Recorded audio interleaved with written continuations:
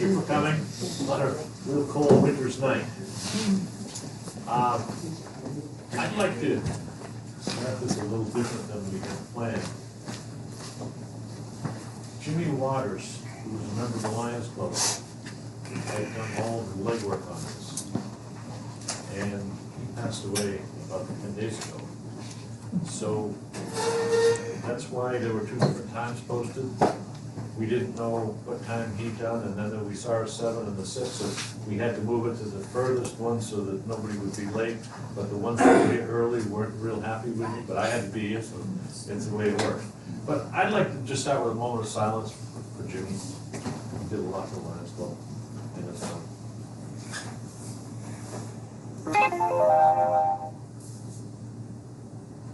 Thank you. We're going to do this now, and we're going to remain civil. I'm going to give everybody an opportunity to speak, but we have to keep our comments friendly and nice. And maybe we'll go out of here with different opinions, but at least we'll all go out thinking that everything went well and not as worked at that. The way we're going to do this, each candidate is going to get a chance to introduce him or herself. Each candidate will follow that with a statement, whatever they want to say. And then there will be an opportunity for questions from the audience. I guess that's it. Pretty simple rules. I don't think we need to put a timetable on this. If somebody starts talking over 15 or 20 minutes, we might say something, but I don't think we're going to have that problem tonight. I will reserve the right to say somebody's been talking a little too long, if that happens. And first, we have one gentleman who's out of town on business. He has a statement that he would like to have read, so I'll recognize Gary Seymour to read his statement from Mark. Right. Sorry, should remember that name. Good evening, everybody. As you said, I'm Gary Seymour. Mark Sprague is on business right now, so he just asked me to read a quick prepared statement about why he decided to run for office this year. And it goes as this. I've decided to run for selectman because I care about Hinsdale. My family has lived in this town for almost 8 years. My two children attend Hinsdale Middle High School, and I coach softball for the Pacers. Local government has interested me for some time, and I feel it is important to be involved as possible in the town in which one lives. My goal is to be well informed before important town decisions are made. I am open-minded, honest, and fair. I will present myself to this community without bias towards town, politics, and agendas. Excuse me. Additionally, I will ask questions and gather input from a variety of sources before I vote on anything that affects the operation of this town. Property taxes, spending policy, and transparency are all important issues to me. Property taxes are a complicated issue. I will keep in the forefront the needs of the town and the residents, from economic and development to state aid, differentiating what Hinsdale spends on needs and wants. Sorry, I'm a little nervous. We can't now. I'm very approachable, and I encourage citizens to attend meetings and ask questions and to be as informed as possible about what it takes to help run this town. He is a trustworthy person, and he asks for your vote next week. And he extends good luck to all the other candidates. Thank you very much for your time. That's all I've got. I won't open the floor to questions for Gary.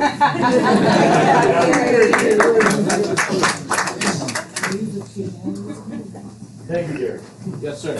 And now, I was wondering what order I was going to do this tonight, but I've got a sample ballot here, so I'm going to take them in the order that's on the ballot, and I want you to be first. Whichever you want to do. Yeah. I'm Megan Conrad. I'm running for selectman. I have been a member of our budget committee and our planning board for 2 years. I believe very strongly and take it seriously that the residents of Hinsdale trusted me enough to be voted into the positions that I currently hold. This budget season, I took that definitely to heart as we went through our budgets. I thought of all of you and tried to help with our tax burden and ask the questions that needed to be asked. We tried very hard to cut where we could, and I believe we did well. While we were going through this process, some of the questions that I personally was asking, trying to find out exactly how our money's being spent and if it's being done effectively and if there's better ways to do it, I was told that I was being too managerial. So as that came up a couple of times, I thought to myself, all right, this is a year I've got to run for selectman. I feel passionate about, trying to find out more than just what our bottom dollar is and find out if there's better ways that we can go about spending it, preferably less, spending less. So that's what has made me run this year. I want to hold a more impactful position in town than I currently hold. I want to be a part of the discussions that were started in our budget meetings this year. A few of those would be like our summer program and our pool, try to make them more of a revenue than a cost. Would be one of them. Insurance for our employees. We have hardworking, dedicated employees in our town. They do a fabulous job, and we need to compensate them as they are, such great workers. This year, the insurance went up 10%, and that's close to $60,000 in our budget. And we need to be shopping around. We need to be finding out, is this the best we can offer for not only our employees but our residents, and make sure that we're finding a middle ground that's fair for everyone. So that came up in budget, and these are discussions that I want to be a part of. I want to represent all of you in these discussions. And definitely I want to hear from all of you. I want to hear your opinions. I'm on Facebook. I'm sure a lot of you have seen me. I'm open to having my email and sending me your concerns and your opinions. I want to be your voice on the board and in all of our meetings. A goal, if I'm elected, if you choose me, my goal, the big goal, is to find better ways to inform all of you, all of our residents. Whether SB2 passes or it doesn't, I think there's ways that we can improve on how we're getting our information out to you. Our website can be better updated, all of our minutes need to be current, so you can see what's going on if you can't make these meetings. We've got a video going right now. I think that's a fabulous idea. Maybe not every meeting, but all the really important ones like this one, I think that's fair. Some people can't make it out of their home to come, or they work. So I think there's better ways, and I'd like to improve on that so that you're all informed. Our articles, we could simplify them and give a more, easy explanation for the articles. But a lot of them are confusing. The technical terms and all the, the wording that it has to be in can be confusing. So I think we can simplify that and make sure everyone understands it, so that way you're all really informed when you go to vote, be it on election day at the polls or at town meeting. Either way, I think it's important. So I hope you choose me. I hope you trust me again to represent you, like I said, in a more impactful manner. So, thank you.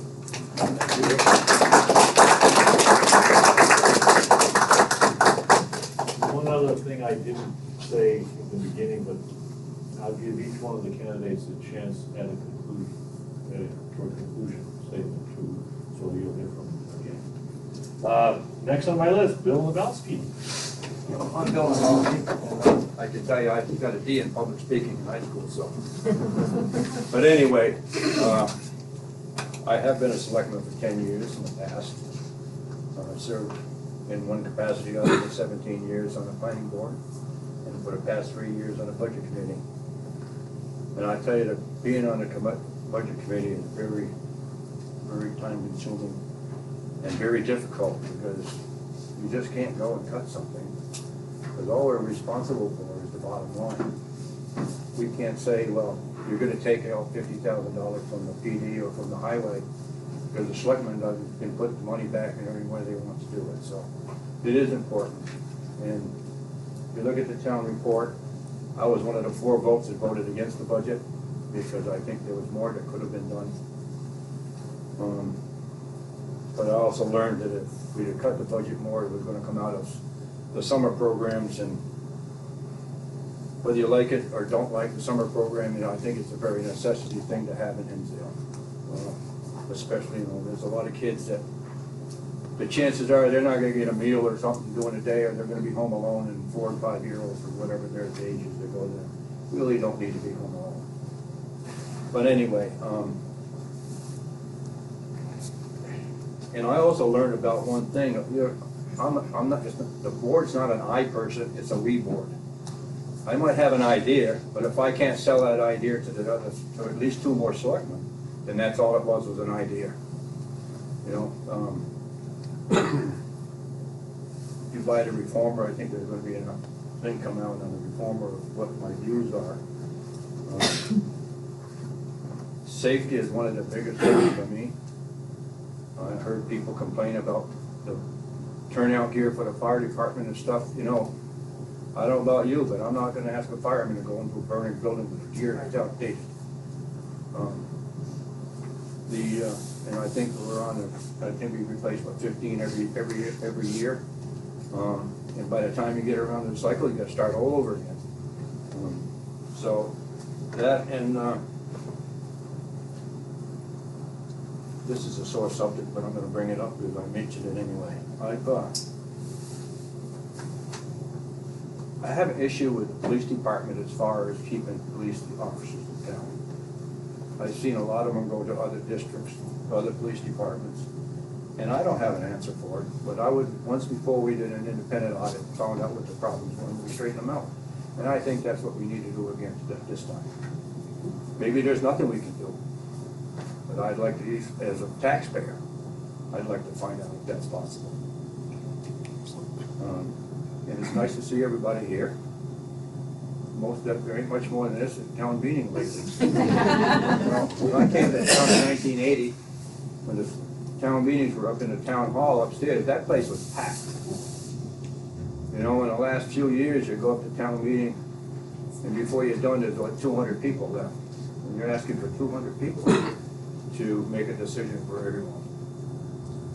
And since I was here, I only missed one town meeting. That was because we had a fire at the plant that I was the maintenance superintendent at, and so I was required to be there. Other than that, I really don't have much else to say. If you guys want some questions later on, I'd be more than happy to answer.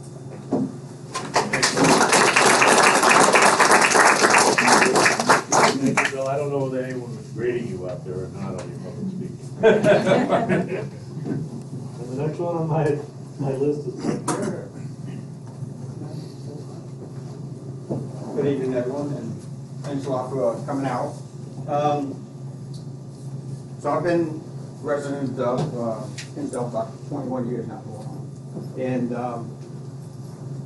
have my wife, Deborah, who she's a school teacher here, and her father, who's a former school teacher.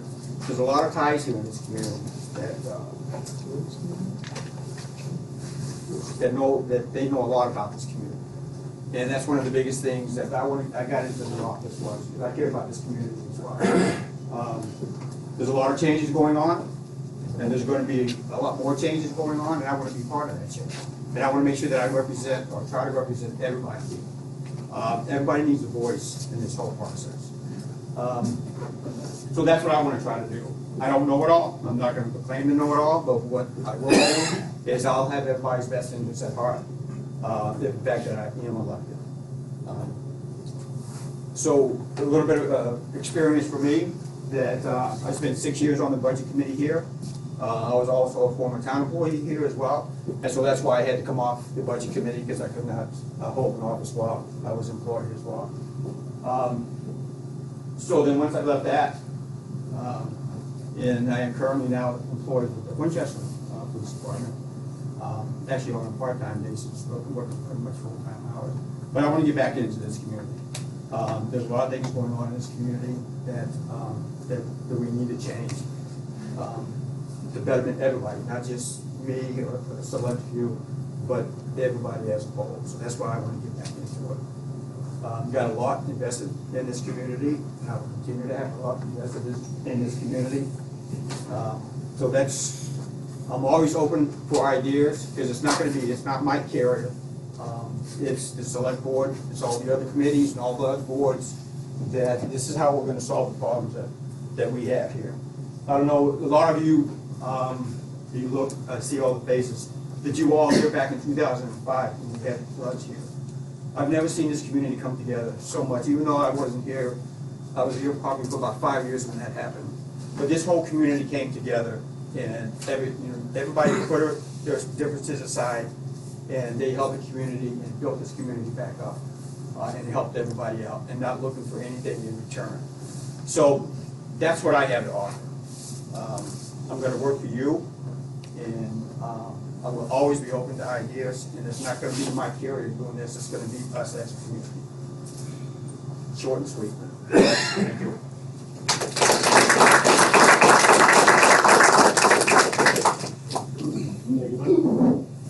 Bill Hudson the third.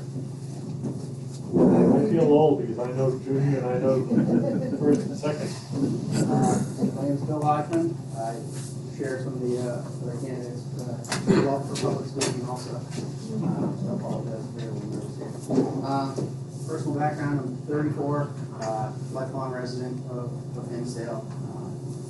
My wife and I live on Brewer Hill Road, downtown Hinsdale here with our 2 kids. One of them's in the school system. Our 5-year-old is just getting into the school system. I decided to run for selectman primarily because of my background over the last 7 years at work. I work in the property management field.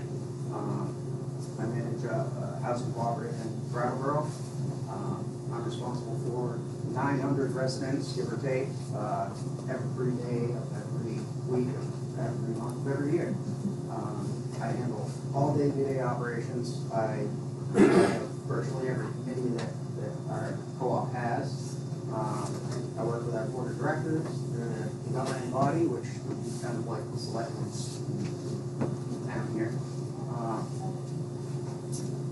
It's something that I've learned a lot of things. I deal with town representatives in Brattleboro. I'm part of the project management team right now, working on a joint development project with the town of Brattleboro and the state of Vermont.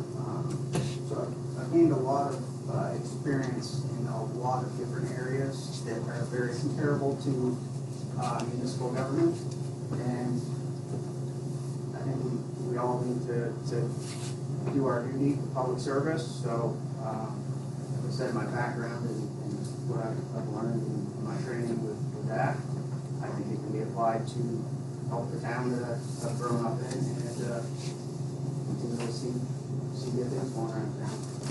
So, I like to keep it short and sweet also.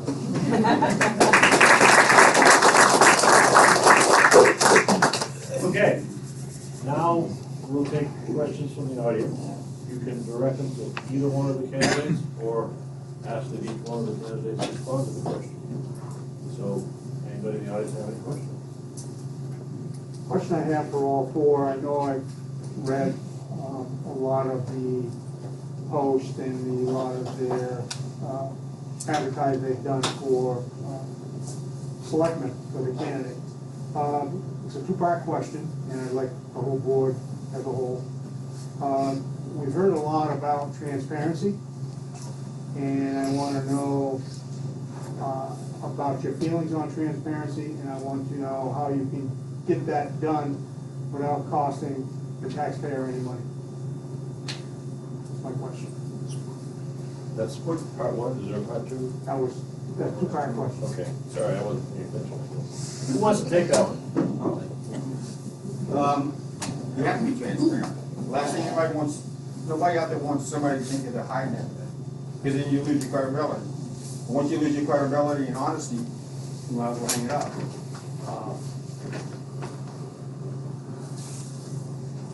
So I guess that's the biggest thing, is just, I mean, you have to be honest and you have, with everyone. They may not always like what you're going to hear, but as long as you're honest, and you can debate that, what the issues are.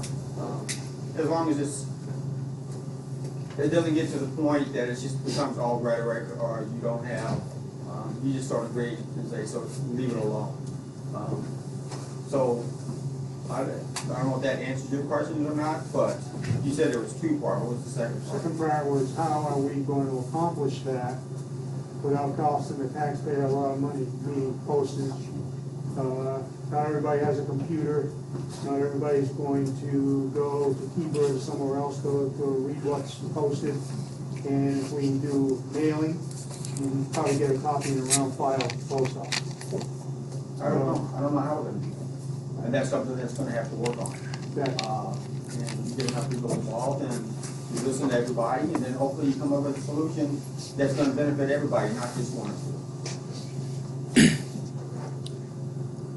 I think I saw your hand next to it. All right, I'm good now.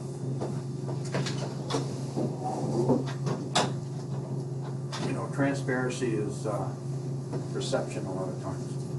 And right now, the perception of the transparency in this town is pretty low. But I also know that in the paper and on the radio station, they have public service announcements that you could call them up, they would put it in there, it costs absolutely nothing, to say, well, this is what's gonna happen at the next select board's meeting, and most people either get a paper or they listen to the radio station, so that's one way I think we can do it without costing the town any money.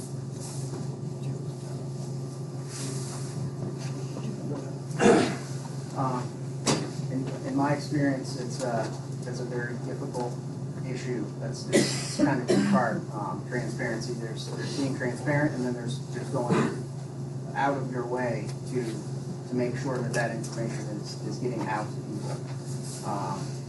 You're never gonna. There's always gonna be people, no matter how much information you put out there, that are gonna feel like they didn't get that information. It's unavoidable, in my opinion. I think it would take investing something to improve getting that information out there. Because you're right, not everybody has a computer, and you can't publish every piece of information you want to get out there. So right now you're probably kind of picking and choosing how much you get certain things out there, which can give the appearance that you're not being transparent. So it's a very difficult issue to address, and I think you have to understand, people will have to understand that you will have to commit something as far as investing. Brattleboro, they have ECTV that they air on local cable, meetings and town officials and stuff like that. So obviously that costs money. So I think there will be some degree of investment, whether it's investing time with some of the town employees. Maybe it's just starting with policy statements and making those more frequent. It's something that can get information to the public to let them and your town employees and staff know where you stand. So I think transparency is tough. Even when you're being as transparent as you think you can be, if you don't have the means in place to get that information out there to as many people as you can, there's always going to be people that feel you're not being transparent. Good, sir.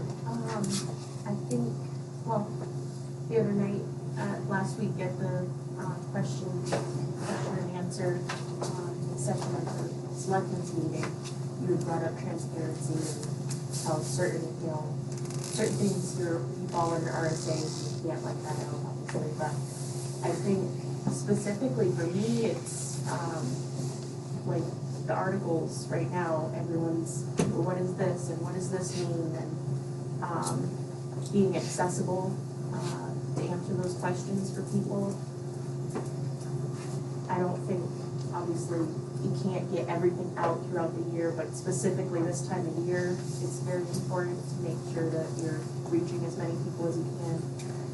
First, as much as I try to not open Facebook, I can't help myself, and I get sucked in, and then I'm on it all day. But it's because I think it's important. It's because I have a passion for trying to inform people and answer their questions that they have, because I feel like if I'm not answering as much as I can, we've seen it snowballs. And that, for me, I don't like misinformation or misinterpretation. So I find that that's why I get sucked in, is because I want to make sure that whatever I know, I'm sharing. So as far as doing it without costing, I mean, our website is a huge resource that I think we could be using better. And I know not everyone has a computer, so that would definitely be, something we can all brainstorm together. If I'm elected to the select board, I think there's a lot of different ideas that we could be using. I can't speak for everyone, but I would think that residents would be okay with a minor cost if it meant they were being informed, to get a mailing to everyone. And that's certainly opinions we'll listen to, but I think there's ways of doing it at no cost or very minimal cost, and I think it's important enough to look at all our options.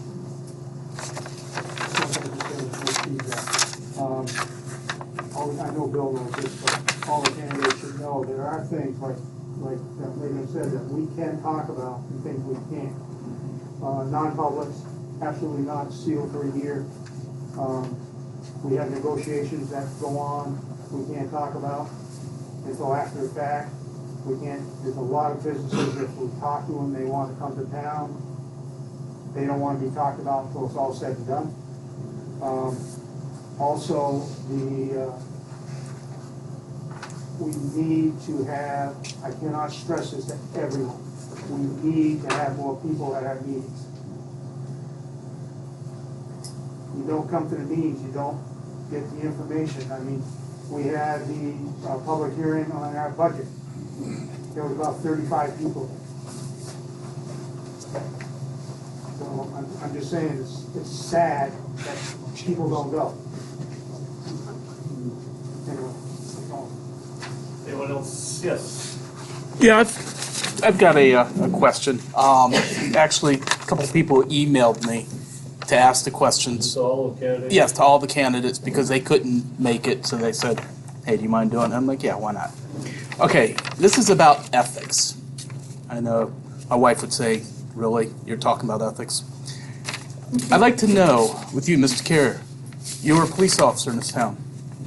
How do you feel that being a police officer in this town, that you are no longer a police officer in this town, how can you assure us that when the police department needs something, that you are looking at it as Mike Carrier, Selectman, not Mike Carrier, ex-police officer from Hinsdale? I'm telling you I do that. Okay. And I'm an honest person, I have high integrity. I can separate the two, and I will separate the two. But if I tell you that I'm gonna do that, then that's what I'm gonna do. And you have to trust me with my word. Would you recuse yourself on situations when it deals with the police department? If it was necessary, then yes, I will. Thank you. You're welcome. That's pretty much it. I was basically getting into the ethics part about recusing and whether or not the candidates, if something comes up, would recuse themselves. That's not very fair. You can come up with something with these guys. Oh, no, you're the only one I could think of at the moment. I'm glad you think of it. I have other stuff. Anyone else have questions? Can I ask, Mr. Carrier, we had this problem before in town a few years back. And when a police officer was a selectman, do you remember? Police officer in town, Do you that. cannot hold, cannot be selecting as well. Yeah, he was. Well, I can't account for that, I can only account for. Yes, what's going on Dudek. now. Dudek was. No, he never lived in town. Never lived in town. He lived in He didn't Chester. live in town, but he was a selectman, he was a police Could officer. be. Couldn't He be a was selectman if he lived the, in he town. was the police officer. He was a police Yeah, he officer. was. But he He was a police officer He was a police for a number of years, but he couldn't be on the board of selectmen because he was never a resident of town. He lived in Chester all his life, I know where he is, I know him well. but he never was a selectman. Not since I've been here. He may have acted like it. Well, all I know is, I got who he was, when it came time to question between the police department and the select meeting, he said that he would omit himself, he would not vote on it. Well, I mean, I don't have any knowledge of that vote. What's the noise that works up there? You sure, wait, you sure you're not talking about Wayne He was Gallagher? a con. No, we had another one, and I know, I can't think of his name. Bernie, you would know it, and Skip Bonnet. Yes, He was a part-time police officer. the police officer, just the same.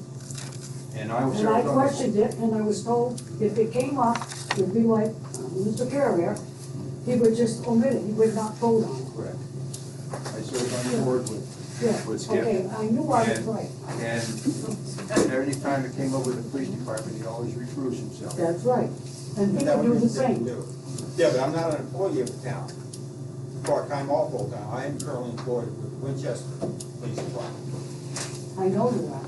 I know where you are.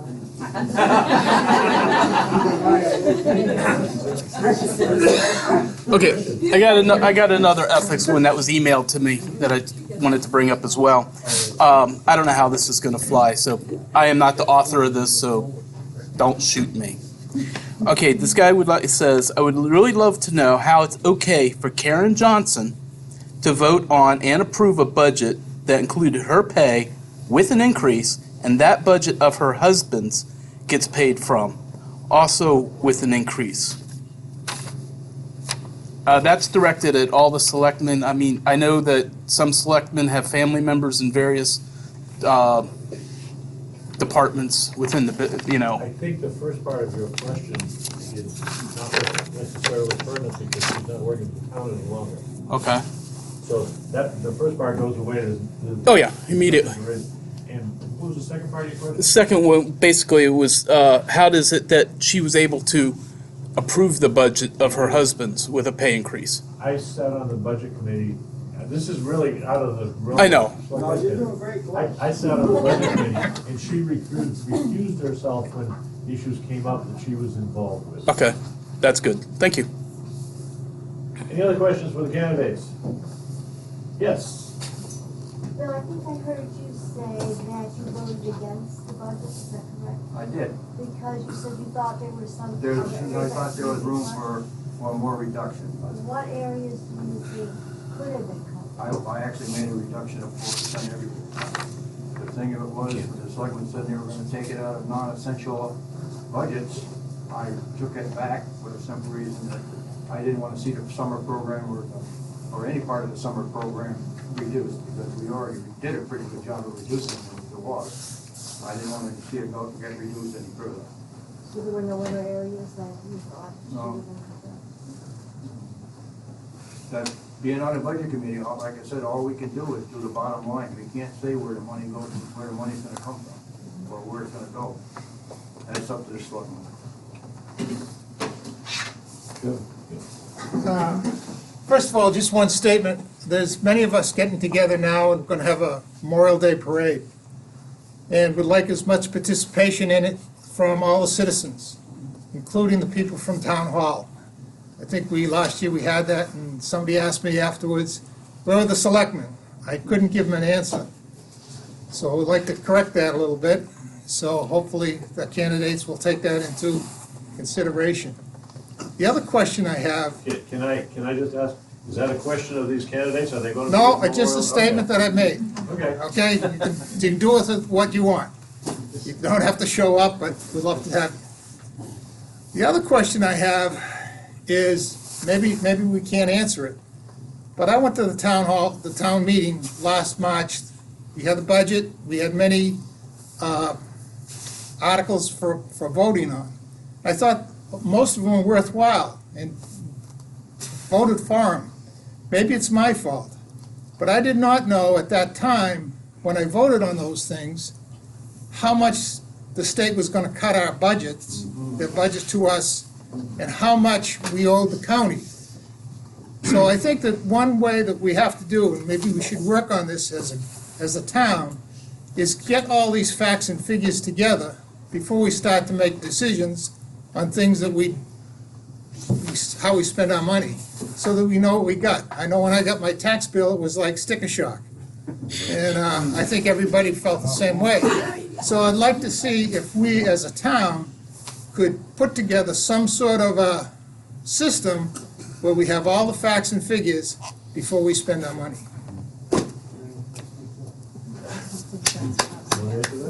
Absolutely. Go ahead. I agree with you. In the private sector, we have people that's in the forecasting area, people that are doing as much research as they can on a practically daily basis, trying to predict, when we're doing our operating budgets and our capital planning, that's their goal. They are trying to find all those potential variables, where grant programs that exist that we may be lining up to get some funding from, and the likelihood that they may be there 2 years from now or 3 years from now, and trying to account for all those things. And I think it may be tough with the selectmen themselves being tasked with something like that, because these are, when you get into forecasting like that, and it's a tremendous amount of work that it requires to try to stay ahead of some of those trends. I agree that it needs to be done as best that we can. I think it would definitely be a challenge for just the selectmen to be able to, but maybe such an advisory committee of some sort. Expertise on the town right now that would be able to do that. I think there is, but I think there is a huge, time commitment that with all of the other, obligations that fall on the selectmen. I think it's tough to give that focus to it. Sounds like a big So it's important thing. It is, but it's like I said, it's very time consuming, and it is a challenge. I've been part of it, and it's. I can say, really, what John just suggested makes a lot of sense. But because the legislature appropriates the money, that's where the shortfall was of the $200,000 in the school budget. Their budget isn't due until June 30th. The town, by statute, has to vote on their budget in March. So there's no way to know what the state's going to do in March when the town has to vote on their budget. We didn't even have the county's percentage of increase either. The county is the same way, I believe. Their budget isn't due until July 1st. They don't typically vote on it until sometime in June. So because the towns have to vote in March, there's no way of knowing exactly what you'll be getting. What John referred to, the cut in the schools of the 200,000, we're getting a little off Selectmen here, but that was set in statute. There are 2 or 3 bills in the legislature right now, one that started in the Senate, I believe, one in the House, and there were a couple of others to rectify that situation. That was done in 2015, I believe, where each one of every community that was getting aid is going to be reduced by a certain percentage until 2025. The legislation is in the legislature right now. It says that will not happen in future years. They're going to stop reducing the money to the poorer towns. And it's the poorer towns that have been hit with this. The wealthier towns don't have that because they're on the other end of the stick.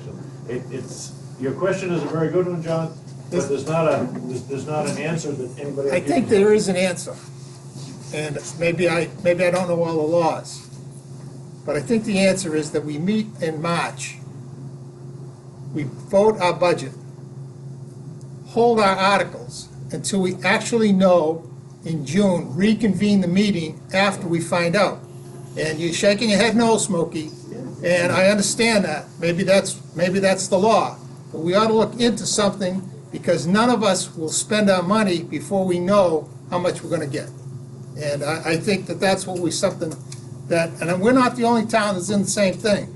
So now, do we approach it at state level, or how do we approach it? Because what happened to us in 2019 is we're killing ourselves. Our tax rate is going up. We're a struggling town.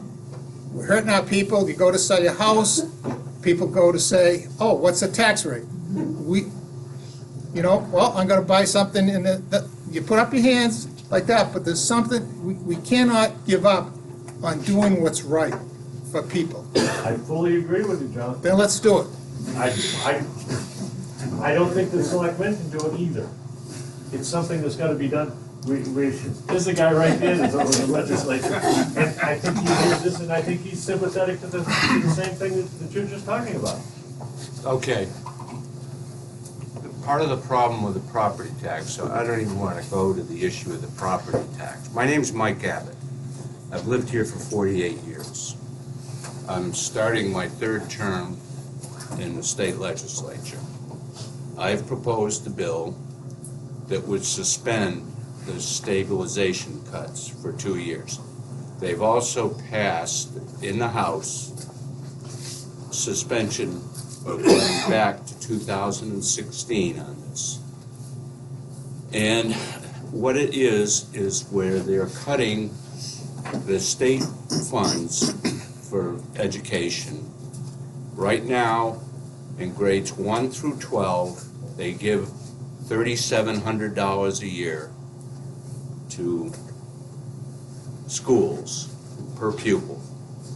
And the average cost in the state of New Hampshire to educate a child in grades 1 through 12 is $15,000 a year. So guess who gets to pick up the bill?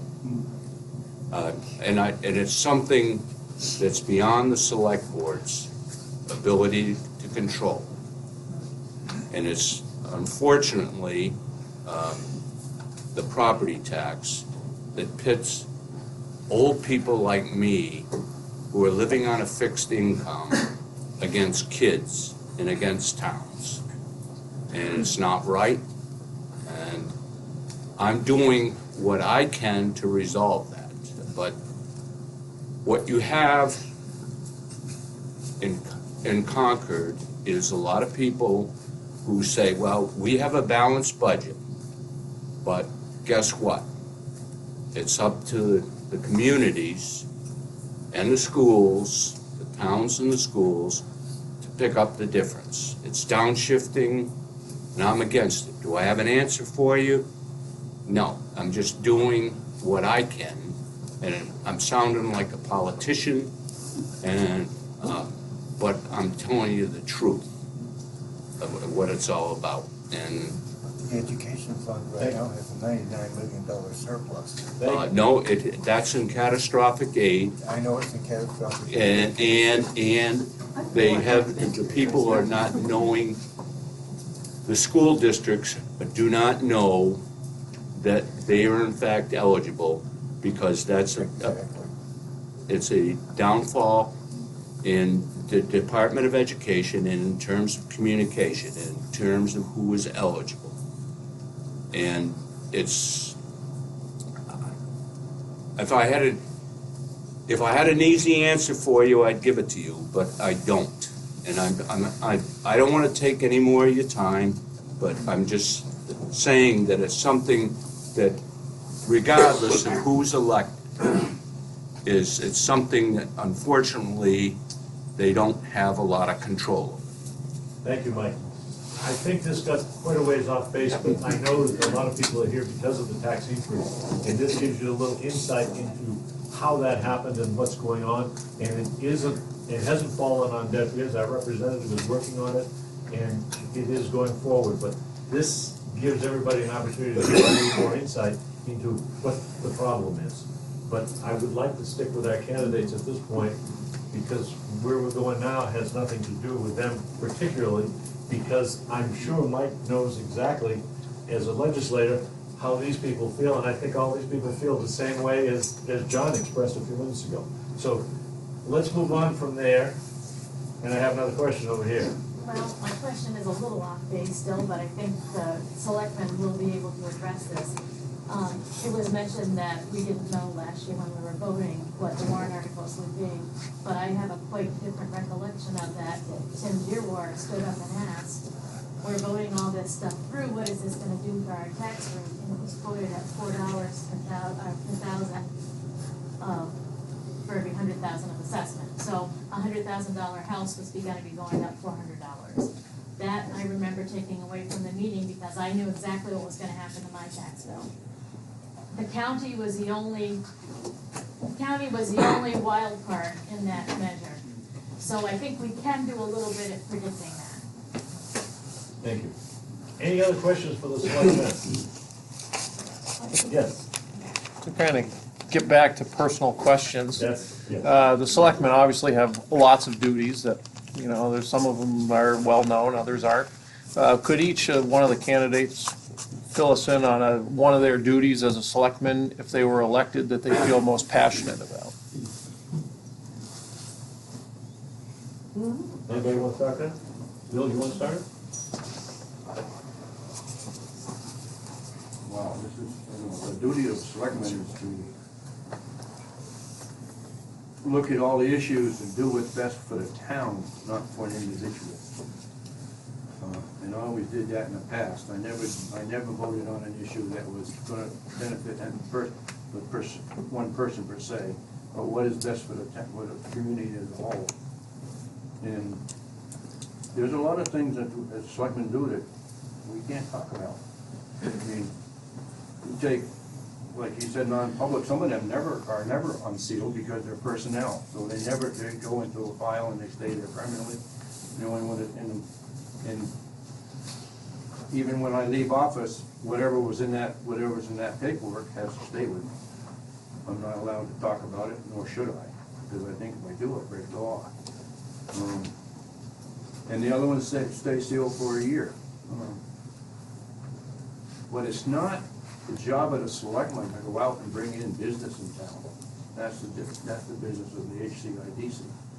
It's our job to enhance it and do what we can to make it palatable for them to come in. But I'll be quite frank with you, I don't see any businesses coming into Hinsdale.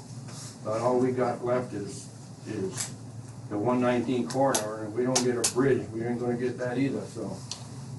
You know, I understand that got pushed up another year too, so who the hell knows, I might even be alive when the court's done. Megan, would you like to respond? I mean, obviously, there's a lot of duties as a selectman. For me, as I said earlier, I mean, I think I'll be most passionate about just representing all the residents and keeping them in mind with everything, every decision that we're making, every discussion that we're having. I mean, I feel I did that already, you know, with budget this past season. I didn't vote on a budget that I didn't, you know, take into consideration how it would affect all of you. So for me, that would be what I would be most passionate about, is just being your voice and being, making sure that you're all heard.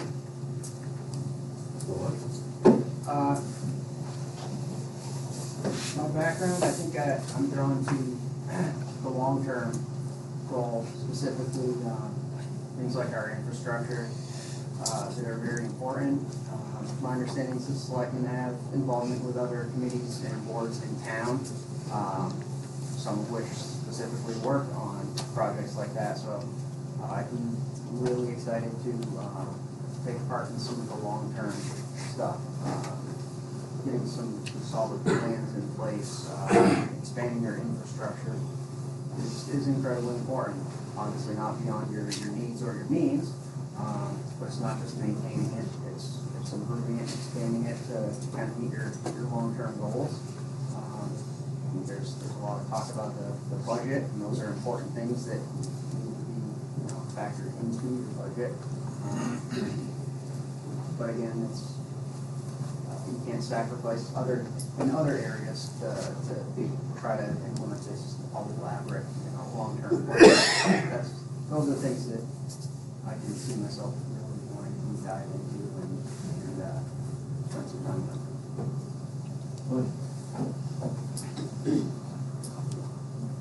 Well, I look at it as your family, and the residents are an extension of that family. And it's not gonna be it's not gonna be Mike here, it's gonna be us as a board.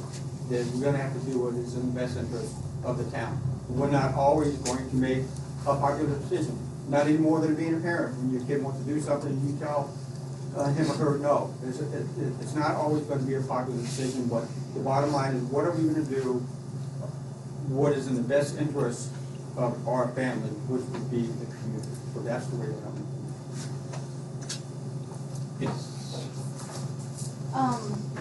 Forgive my ignorance, getting to know how to do the budget or do my own budget has been new for me, and it's been an experience, believe me.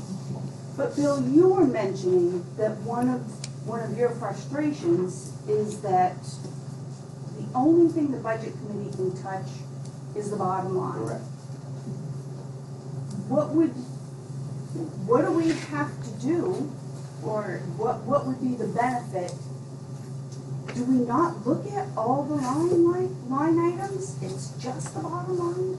Well, we do go over line by line when we do the budget, and we do trim, but we can't, but in the end, if, say you take we'll just take $2,000 from your budget, just say, and. You did. But if they find out in the end that you need that $2,000, they can put it back. They can take it from somewhere else and do that. I mean, I think that happens everywhere, I know. And that's frustrating for the budget committee. Correct. Is what you said. Right.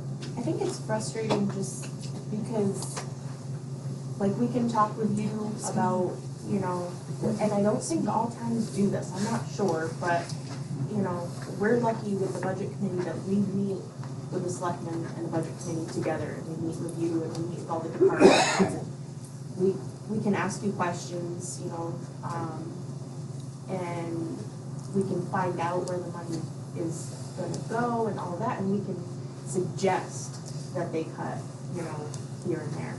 But really, it comes to the selectmen as to whether they take that suggestion or not.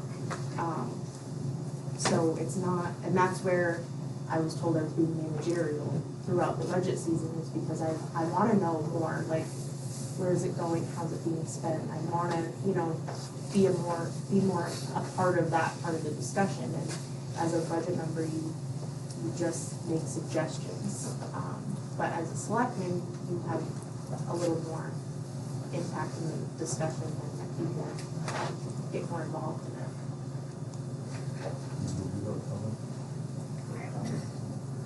Yes, next question. Yes, say me? Thank you. My question is for Bill and Megan. I noticed that you're on 2 committees. Okay, you may have mentioned in your statement, well, kind of hard of hearing, so I'm just curious.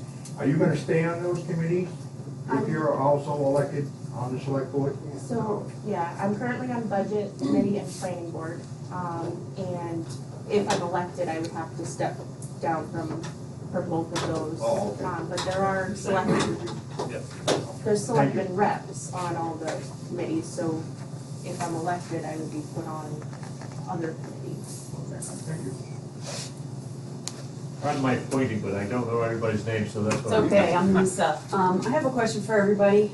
In order to get more information out to the communities and the members of the town, would any of you object to doing forums like this on a regular basis, yet not only at this site, but perhaps the, I don't know what you call it, the Boy Scout house?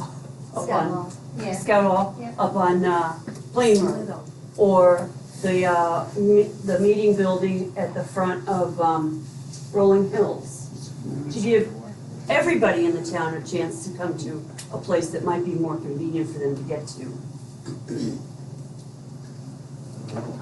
I mean, I wouldn't be opposed to it, but I think, every Monday, you find the selectmen at the town hall, 6 o'clock on the dot.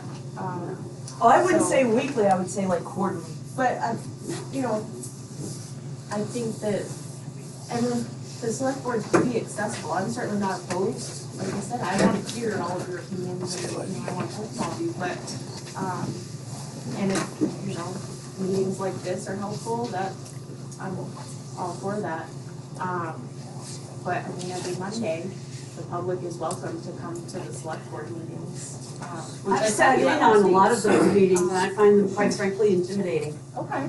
I find that there's a certain tone in the room that if your questions are out of the ordinary or looking for information that isn't exactly known at the time, they're gonna try to intimidate you and trying to forget it, rather than just saying simply, I don't know, but I'll find out for you. So like a more I, informal. you know, I like this venue, it's very much more informal. So the meetings that you're, I'm sorry, did I cut you off? No, I mean, I wouldn't be opposed to more informal if that was something that, you know, a lot of residents were hoping for and wanting. I think as Bernie, when you talked about your transparency, there are some things that can't be talked about. But I agree with you of, you know, if it is something that can be looked into, I think sometimes it is, well, I don't have that information sometimes, and that is, I find it frustrating, you know, and I've certainly asked questions before and I don't have that information. You know, I understand being a little more open to, well, I can find that out for you, or, you know, a little friendlier, informal setting. So, I mean, if that was something that people really wanted, I would be open to that. Now, are you referring more towards the informational setting, I mean, meetings? Just, to have more community input? I'm looking So at, I guess, what is the purpose of the? so for instance, this forum this evening, Right, it's a one-time shot, right. a week before the vote. So if the town were able to produce a town report earlier than that and make it available to people at different locations other than the town hall, the community center, and wherever else. So more of a neutral location. More neutral location, like the Scout House.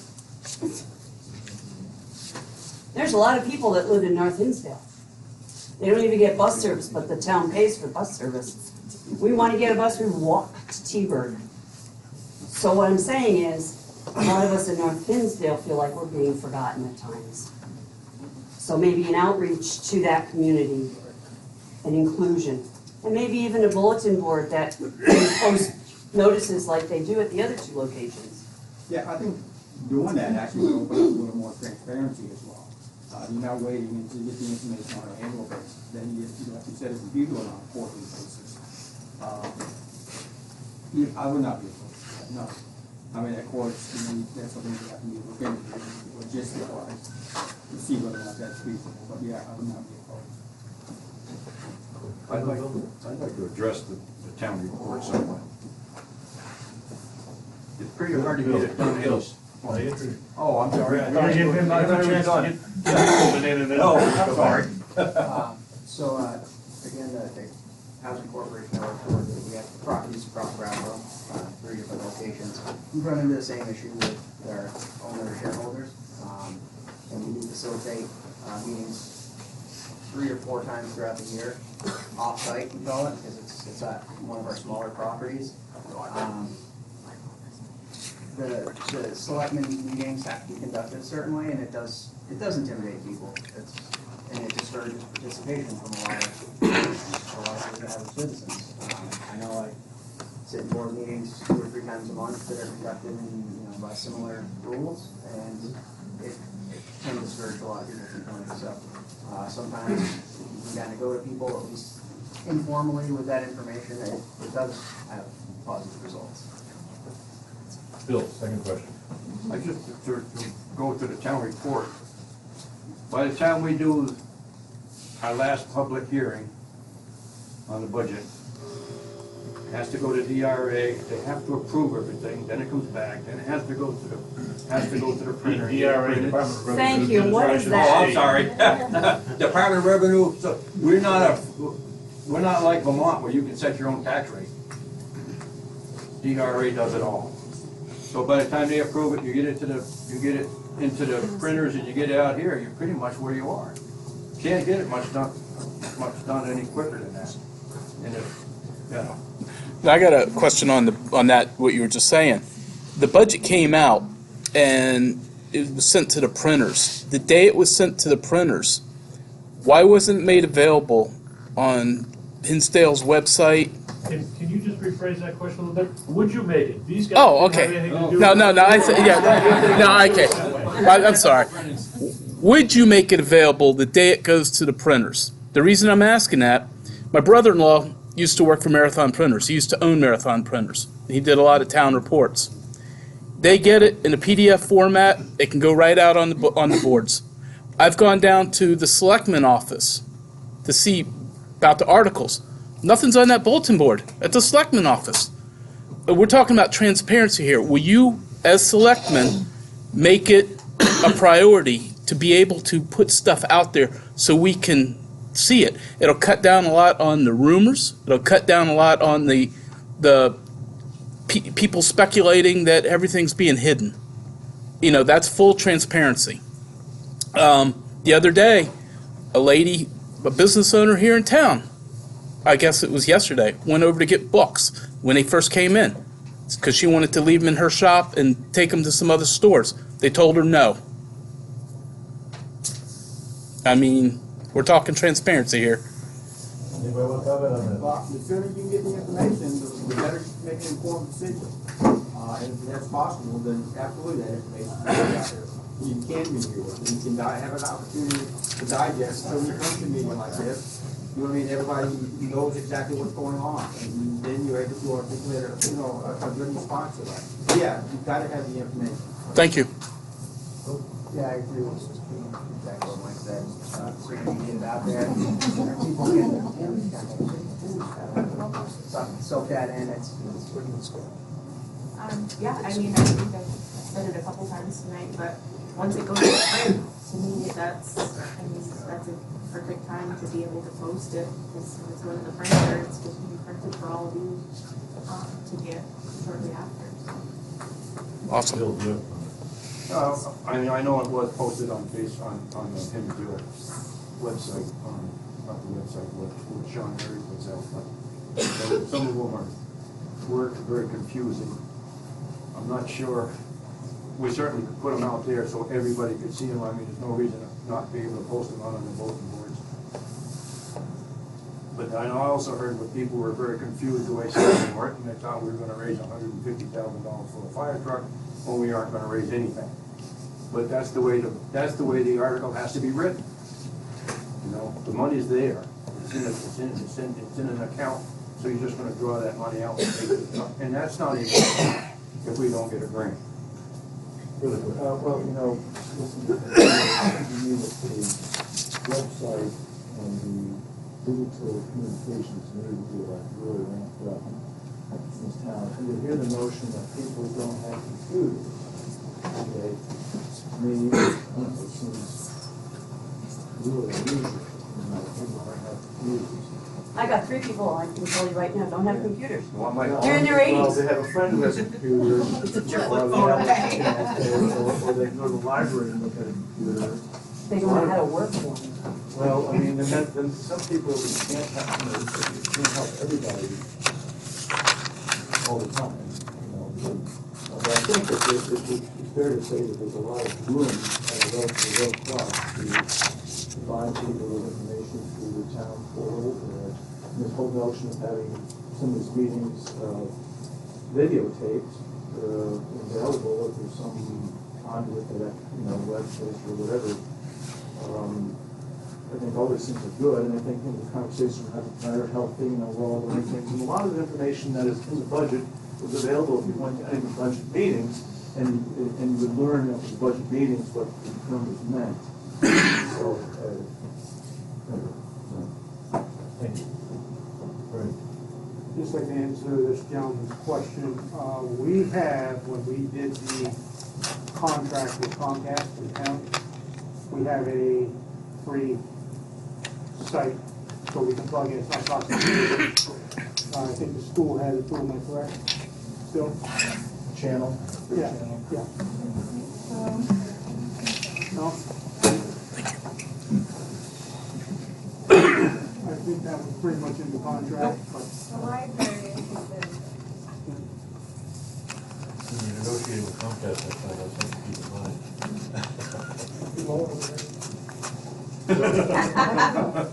I'd like to ask the selectmen a question, and I'd like each one to answer me. What about getting the town back to 5 days a week? How do you feel about it? Not Monday through Thursday, I want Monday through Friday. I asked that, in a budget meeting with, Frank, our department, our highway department head. I asked just a quick, because I know like winter time, I think it makes sense if they work 5 days, just because otherwise then they're on overtime if we have a snowstorm on a Friday. I mean, for me, I don't pretend to know Frank's job. He said that basically he sends the guys home early if they know they're getting a storm the next day and they're gonna be in.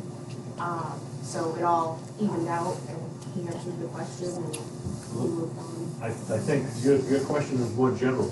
You weren't talking just about the Oh, highway department. I'm You were sorry. talking about all of the town offices. The whole town. All the town offices, this business of working 4 days a week. This year, if you remember right, Christmas was on a Tuesday. So we were closed Friday, Saturday, Sunday, Monday, and Tuesday. So you went back to work Wednesday and Thursday, then we were closed Friday, Saturday, Sunday, and Monday. We were not closed Monday, Jody. Now, how do you have, why can't we go back to 5 days a week? And it's because of the recession, when recession's over. That's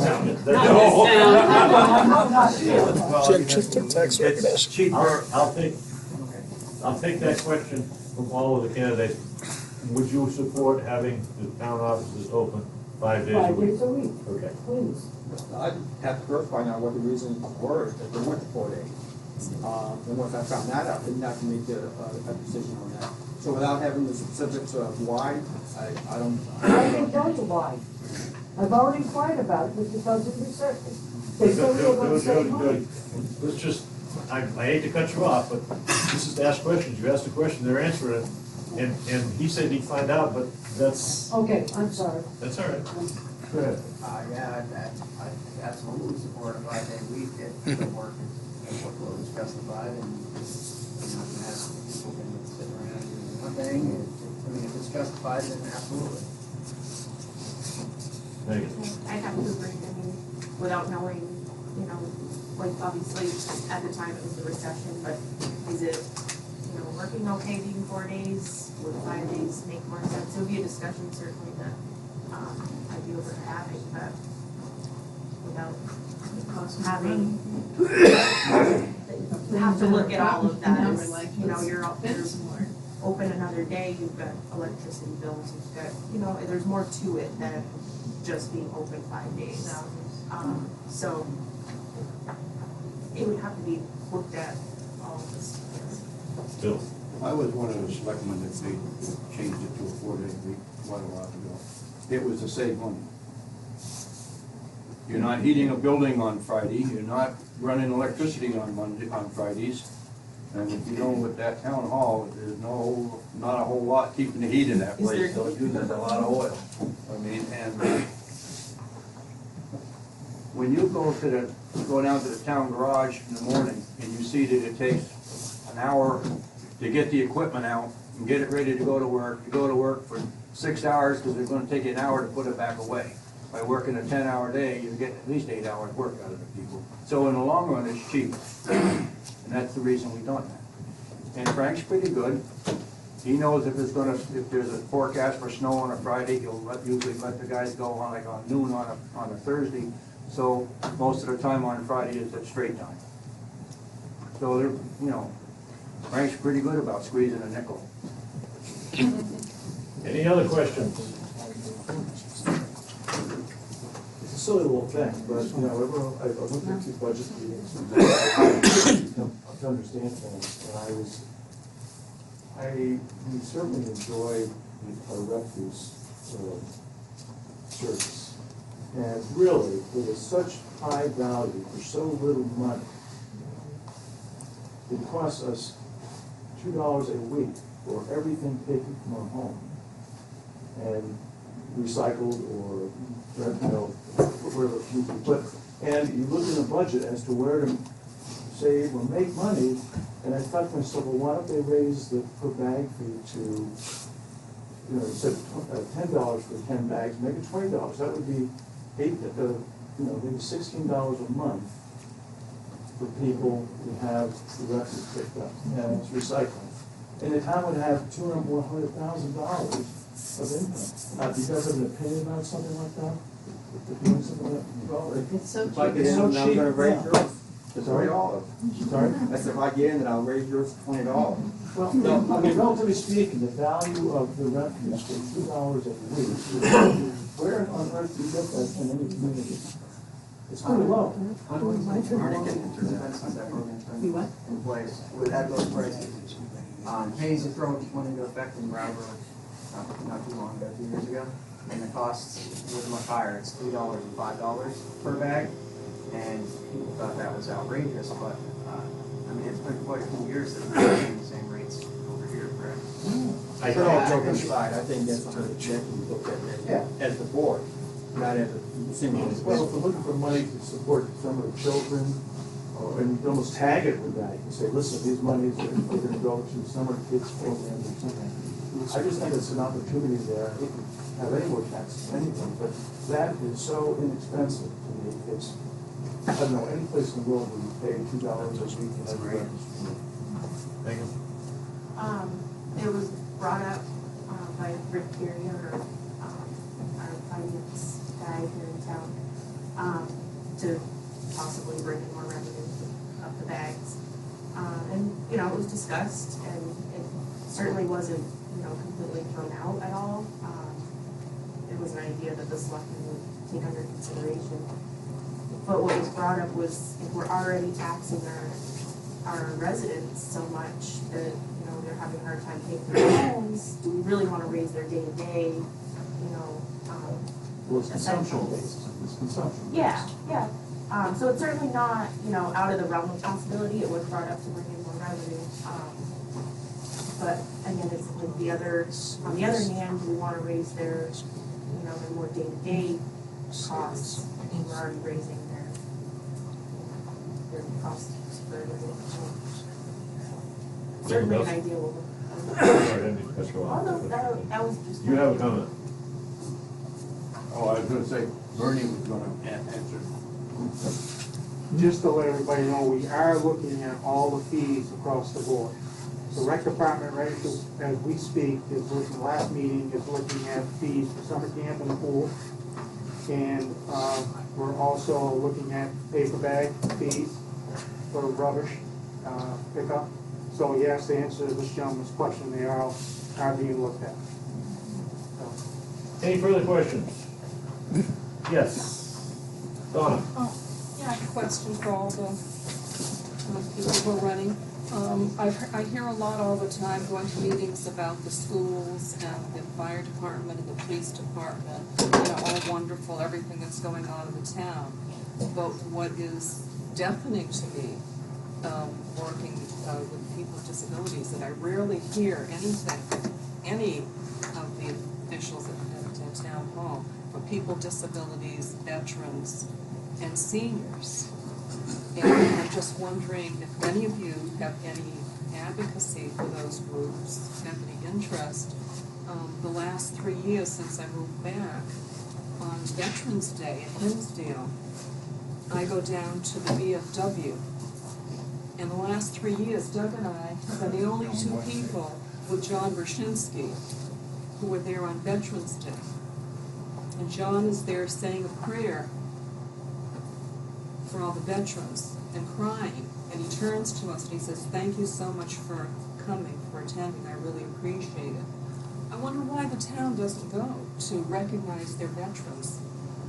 I wonder why there's nothing for people with disabilities. Seniors, I know it's a culture that recognizes youth, wealth, and health. But at some point in all of our lives, we're not all going to have that if we live long enough. I'm a veteran. And I Didn't noticed even know that about it.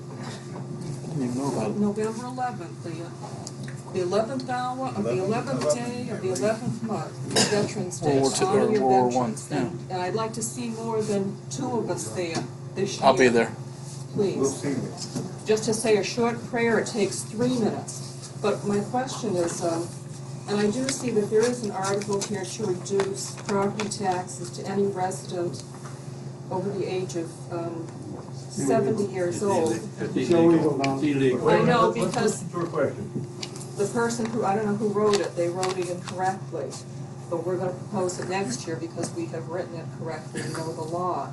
And we're gonna propose it again next year for a warrant article. But I'm just wondering why I never hear of these populations. I mean, you always want to build bigger schools, and you want to put up $1 million police station. You want everything new and shiny. Is anybody running care about those people? I deal with an organization through the DFW. We actually have an agreement with this group called Home at Last. Housing, they help find housing for veterans. And we have several homes on our property that are owned by this organization. We also have a senior park that I believe we have 25 homes that are in the senior park. So I'm very aware of a lot of the needs of the senior citizens. I work daily with some of them. In the official capacity, I'm not sure as of right now what we can do to try to help that. I know personally I'm very aware of some of their needs. I deal with them. I personally help some of them at work. Whether it's just being a facilitator to find programs that exist elsewhere that we can connect them with, it is very important. Like I said, I couldn't say right now in an official capacity what we could possibly do, but now it's find some way out. So. You asked what you care about those individuals. Absolutely. My father retired from the Air Force 20 years. He's in the Korean War. And yeah, I do care about those individuals. Why things are not being done as far as to benefit them or to praise them, that I can't answer that. I don't know why it's not here. But the answer to your question, yeah, absolutely. And that's something that we can take a look at and maybe try to improve that. I can't see.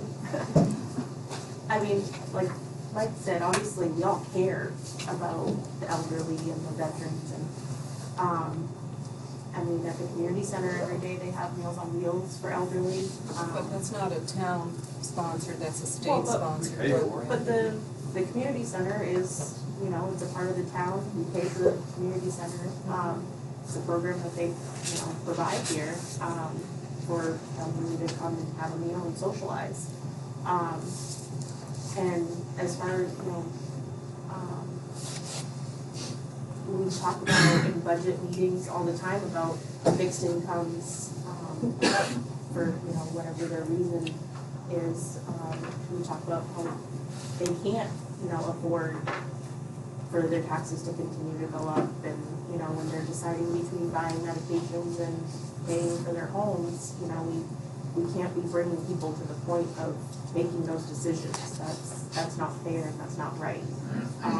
So, I mean, it's brought into conversations, as far as being a selectman and, different programs to bring to town. I can't say to that right now, but, don't feel that they're not recognized, because they definitely, we do keep them, in our thoughts when we're talking about the budgets and all of that, for sure. That's one thing I wanted to add too, I forgot to say. Wait a minute. I need candidates answer. Somebody might want to respond. And I will say, Yeah.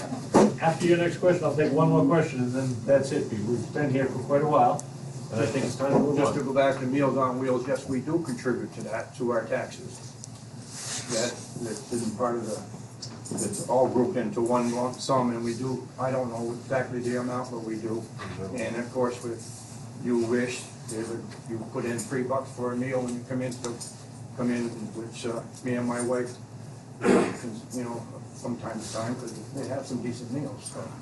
But we already give veterans a $250 deduction in our taxes. And every time you give a deduction to me, because I'm a veteran, you have to take up the difference. Yeah, but that deduction is depending upon if you're a combat veteran served in wartime. Served at a certain time. Certain time. Correct. Correct. But the point of it is, if you give us more of a deduction, then I'll take it. But you're gonna have to make up the difference. You know, and we do take in our senior citizens. I'm one of the older people here. May not look it, but I am. But the point of it is, we do take a senior citizen because we look at people on fixed incomes. But I just want to bring back an issue quite a few years ago. Every time the highway budget came up, we took resurfacing out of the budget every year. We did that for several years. And then when it was time to fix it, then it cost us a couple of million in order to something that we could have spent $18,000 or $19,000 on at that time on a yearly basis. So, I know taxes are high. I have to pay taxes like everyone else. In fact, everybody in town pays taxes, whether you're a renter or not. Because if you rent, taxes go up, you charge us more rent. And that's only good business. So we do, I mean, I really do look at what it is, but, you know, there's also things that we just can't, you know, how much do you cut? And still have the services that you're used to having. So, But there's the pie. pardon? There's a pie. In life, there's a pie, budget. You do budgets. Gets a piece of the pie. Right. Isn't there a tiny piece for people who are seniors and disabled and veterans? There is. Because when I heard exemptions. something that I hope is not true, but I think it was printed, is that someone on the school committee made a comment, and they said, our seniors cannot afford to pay taxes in this town. And the comment, the response was, well, then if they can't afford to pay it, then they ought to just get out. Move out. I thought that was so insensitive. And I'd like to hear what the selectmen think about that. Was that an appropriate thing for an elected official to say? If you're blind, you get an exemption. If you're disabled, you get an exemption. There are exemptions out there. You just don't see them in the report, but there are exemptions. We do treat these people with dignity. I realize. I wanted to bring up the elephant in the room question, I guess, the SB2 thing. I think that's kind of on everyone's mind, and I hope it can be as succinct as possible. But, you know, just kind of a cut and dry, are you for, are you against? And I'll keep it to the town level, I guess, so it doesn't get caught up in the school. That's what we're doing, this is only. Exactly, just in case that was. I don't think she has the right to ask somebody that question, because that's a voting question, and when you vote, your vote is private. I think. Okay. I was just asking because I'm gonna be voting for someone, and I hope that I'm voting for someone whose views are aligned with mine. That's kind of where I'm But coming I from. don't think you have the right to ask them how they're gonna vote. No, I don't, that's not the question. Okay. The way I heard the question was, what do you think of Right. Senate Bill 2? Right. Are you in favor or are you opposed? Right. And I think that's a fair question. And it's I still a disagree. selectman answer. That's still a vote. It's still, Yeah. if you're for it, that means you're gonna vote for it. And she's asking them how they're going to vote. They can decline it. Well, I hope they do, or they can change their minds. I'm just asking how they feel. Yeah, I'm not gonna tell you how I'm gonna vote. You Right. know, there's pros and cons on both sides. And I can't tell you how to vote any more than you're gonna tell me how to vote. I'll make that decision when I get behind that group, and I put a check on whether or not I agree with that. There's a lot of information to digest, and you as a voter, you gotta make that decision. I mean, that's the personal decision that you're gonna have to make. Ultimately, as a select board member, whatever the town votes, you're the one who's gonna determine whether or not we go to SB2 or not. If that's the form of government that the town wants, then that's the form of government that the town is gonna give. That's my opinion. Yeah, I agree. I'm not gonna say one way or another, you know, which box I'm gonna check when I get in. That wasn't the question. I think there's some really good accurate information out there. It's to read about. But, again, reiterate, there are a lot going on. And, I mean, there's statistics out there on some sites, about how it's worked in New Hampshire. So there's plenty of information out there for you to inform yourself and make a decision. Especially if you've been, participants at town meeting in Hinsdale. It took me a while to really decide a side, and still not sure I know exactly, but I feel like it's such a personal choice for everyone. And I was surprised to find out that so many people were in favor of it because of attendance and not being able to attend town meeting. And I sympathize with that because I take an unpaid day off for my job to attend town meeting. And some people can't do that. So